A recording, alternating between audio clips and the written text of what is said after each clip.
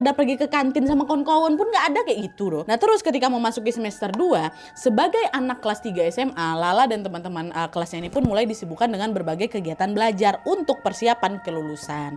Dan karena Lala ini termasuk murid yang lumayan pintar lah gitu di kelasnya, wah dia ini ranking 1 gitu di sana kan. Lala ini pun jadi sering membantu teman-temannya dalam mengalami kesulitan belajar, dan salah satunya yaitu ya Fahmi. Nah pada saat persiapan kelulusan itu, di sanalah Fahmi ini beberapa kali bertanya ke Lala, wah, berusaha dekat ini, bertanya terkait materi pelajaran yang memang tidak dia paham. Dan itu adalah kali pertamanya Lala tuh berinteraksi sama Fahmi, Wak. Nah lalu karena saat itu anak-anak kelas 3 ini banyak yang udah mulai ambil les, Fahmi ini pun nanyalah ke Lala, lah kok les di tempat A juga ya, katanya. Iya aku les di A itu, kenapa, kata si Lala kan. Aku pengen juga lah les di situ, gimana cara daftarnya?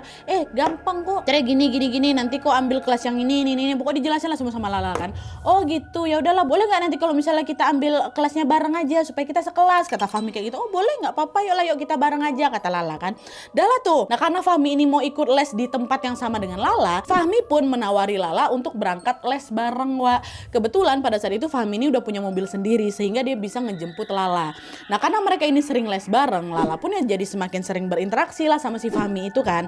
Dan dari situlah Lala ini jadi tahu lebih banyak lah mengenai latar belakang Fahmi dan juga keluarganya.